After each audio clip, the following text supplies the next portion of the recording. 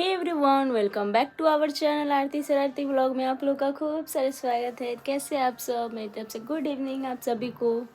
तो अभी ये शाम का वक्त और बहुत दिनों के बाद मैंने किया है साड़ी वेयर। एक्चुअली ये नया ही है। मेरी सासू माँ की बरसी पे मैंने ये उन पे चढ़ाया था, क्योंकि वो सुहागन है तो मतलब मैं चढ़ाती हूँ सिंदूर बिंदी ये सब। तो ये मैंने साड़ी उन पे चढ़ाया था 2 सितंबर को। तो मैंने आज फर्स्ट टाइम ये वेयर किया है। कैसा लग रहा है आप लोग को कमेंट में बताइएगा। लग रहा है कि सावन आ गया अभी पहन लिया। वैसे कंट्रोल ही नहीं रहता, नए नए कपड़े पहने ना मुझे बहुत अच्छा लगता है, इसलिए मैं जब भी स्टिच वगैरह कराती हूँ तो मैं पहन लेती हूँ। तो अभी मैं बात करने वाली हूँ कुछ स्पेशल गुड न्यूज़ के बारे में। तो आप लोगों ने पिछले महीने यानी कि करवा चौथ के टाइम देखा होगा कि मेरे पतिदेव जो है वो घर पे नहीं रह रहे थे। मतलब मैं अकेली थी घर पे लगभग 7 से 8 दिन, और करवा चौथ पे भी वो नहीं आ पाए थे। आए भी थे तो मतलब 5 से 10 मिनट के बाद वो चले गए थे। तो आप लोग पूछ रहे थे ना गुड न्यूज़ के बारे में, तो मैं आज वही रिवील करने जा रही हूँ। तो पहले मैं अच्छे से बैठ जाती हूँ, उसके बाद मैं अच्छे से बातें वगैरह सब करती हूँ। तो मैं बताने जा रही हूँ भाई कि क्या है। बहुत लोग सोच रहे होंगे कि दीदी आज क्या बताए।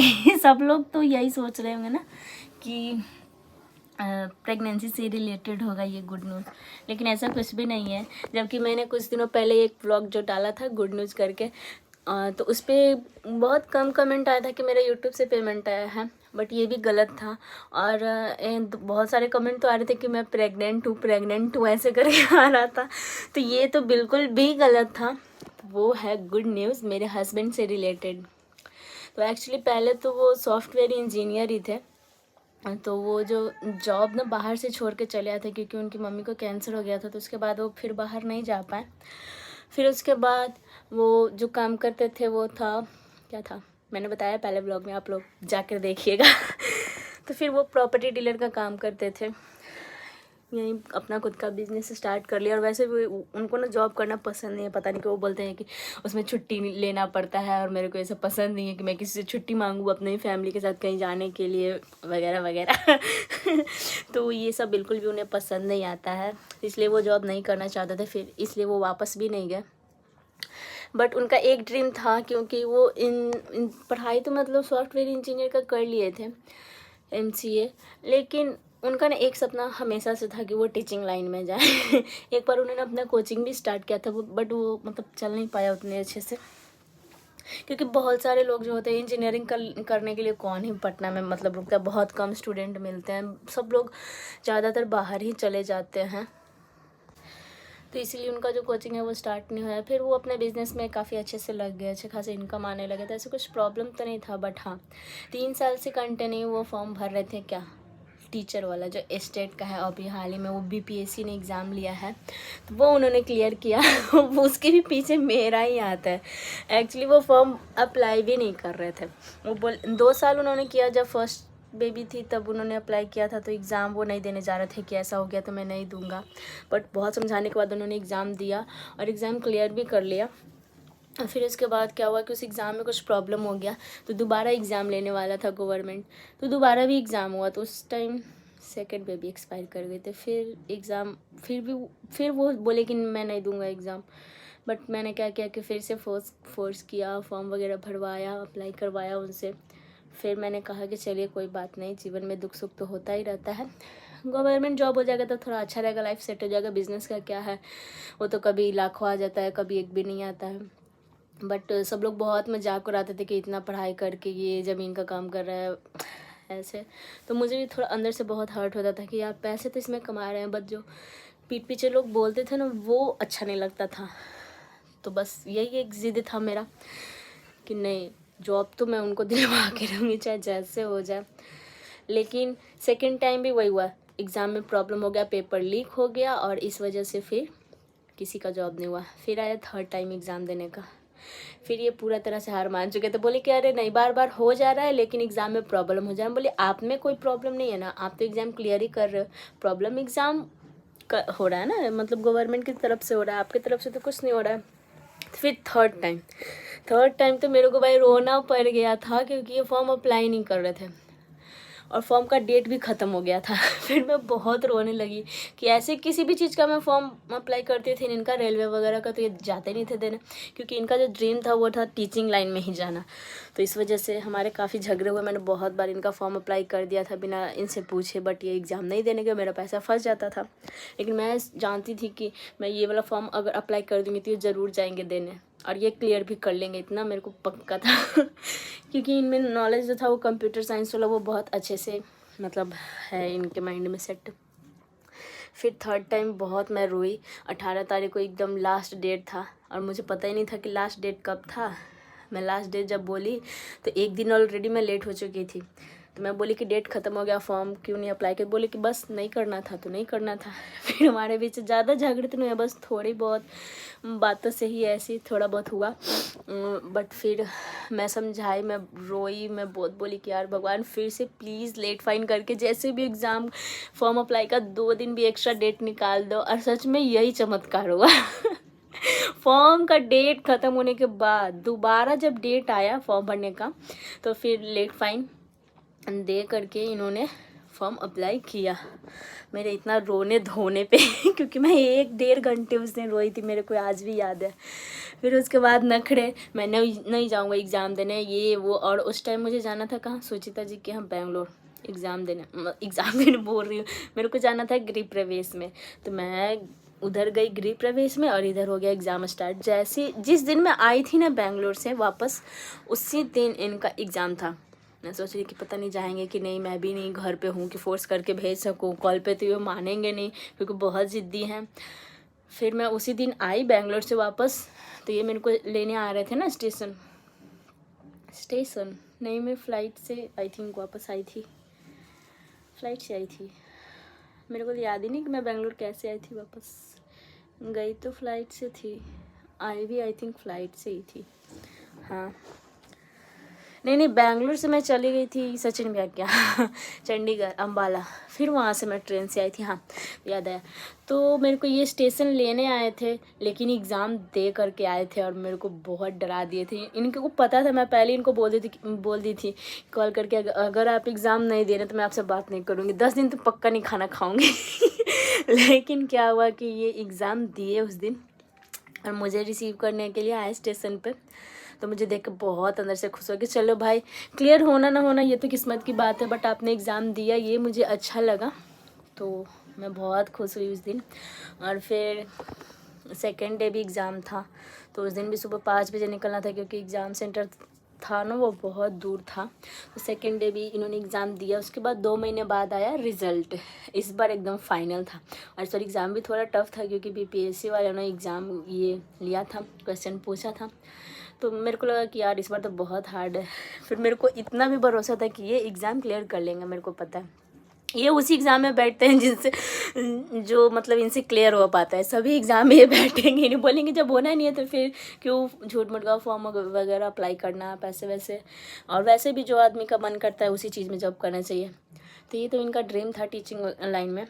फिर उसके बाद जिस दिन रिज़ल्ट आया उस दिन हमारी तो बातचीत भी नहीं हो रही थी। दशहरा का टाइम था, सप्तमी का शायद दिन था, सप्तमी का, हाँ 7वां दिन था दशहरा का।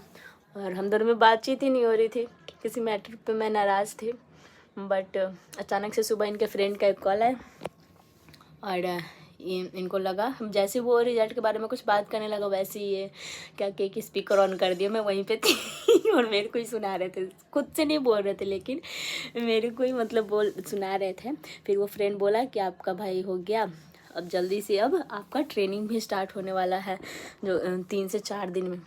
मैं तो खुशी से इतनी उछल पड़ी ना, इतना ज़ोर से चिल्लाई, ये तो डर गए, बोले क्या हुआ, क्योंकि मैं बेड पे यहीं पे लेटी हुई थी और अचानक से स्पीकर पे सुनी ना ये सब बातें, तो मैं खुशी से इतना उछल गया, चलो यार कुछ तो हुआ, फाइनली आपका ड्रीम पूरा।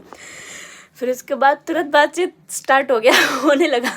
फिर टेंशन में आ गया कि 2 दिन बाद ही जाना है ट्रेनिंग में, तुम कैसे रहोगी अकेले, मायके चली जाओ। हम बोले कि कोई नहीं मैं रह लूँगी यहाँ पे, मतलब मेरे पास तो कोई नहीं था, बट जज्जी का लड़का था वो सब्जी वगैरह सब दे जाता था। फिर भी वो बोले कि नहीं तुम घर चले जाओ, बोले नहीं जाएंगे। लेकिन दशहरा में मेरे को 3 दिन जाना पड़ा क्योंकि मुझे बनाना था व्लॉग।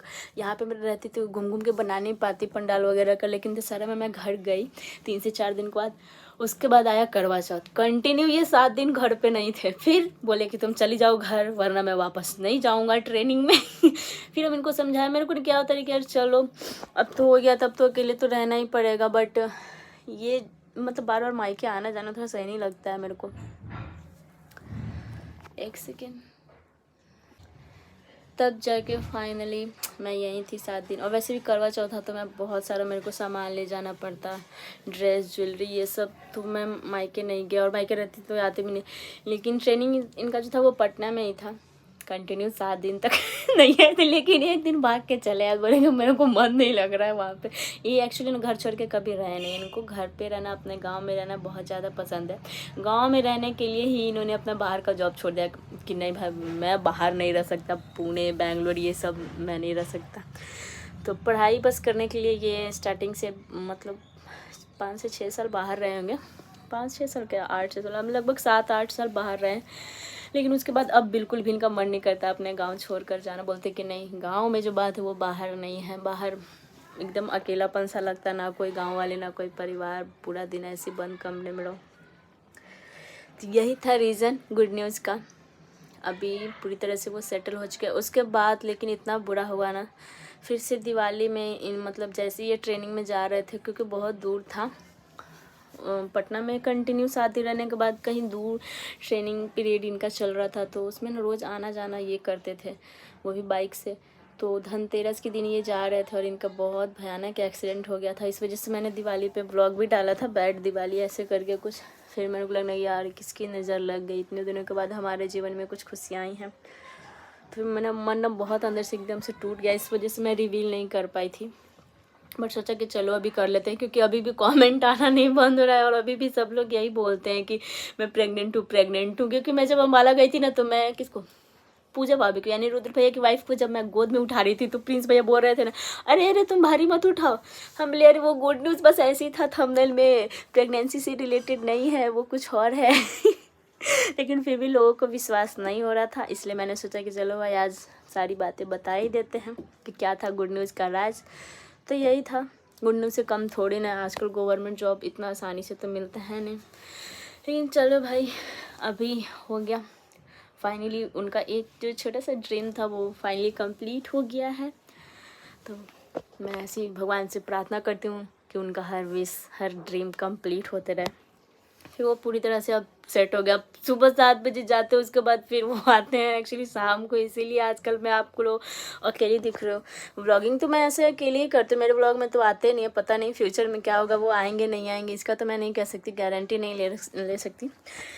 लेकिन हाँ, अभी थोड़ा सा बहुत ज़्यादा अकेलापन लगता है। पहले रहता था कि चलो भाई अपना बिजनेस है, तो कभी भी आते जाते रहते थे घर पे, हर 2 घंटे में, आधे घंटे में, या फिर कभी नहीं भी जाना होता था। बट अभी थोड़ा सा ज़्यादा हो गया कि एकदम टाइम हो गया ना, अभी नई नई जॉब है तो छुट्टी भी नहीं मिल पाती है। बस संडे को ही रहता है। लेकिन अभी घर का काम लगा हुआ है तो संडे भी नहीं घर पे रहते हैं। पूरा मतलब कुछ कुछ सामान वगैरह लाना होता है, इस वजह से थोड़ा नहीं हो पा रहा है अभी। चलिए कोई बात नहीं, होता है, सेटल तो हो गए ना। तो ये था। अब आप लोग बताइएगा कि ये गुड न्यूज़ सुनकर आप लोगों को कैसा लगा।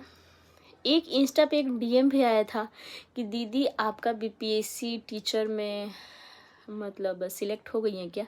पता नहीं ये न्यूज़ कैसे फैला कि मेरा हो गया, मैंने तो फॉर्म ही अप्लाई नहीं किया हुआ है भाई। तो चलिए ठीक है, इसी के साथ इस ब्लॉग को यहीं पे एंड करते हैं। बताइएगा कि आप लोग को ये सुनकर कैसा लगा।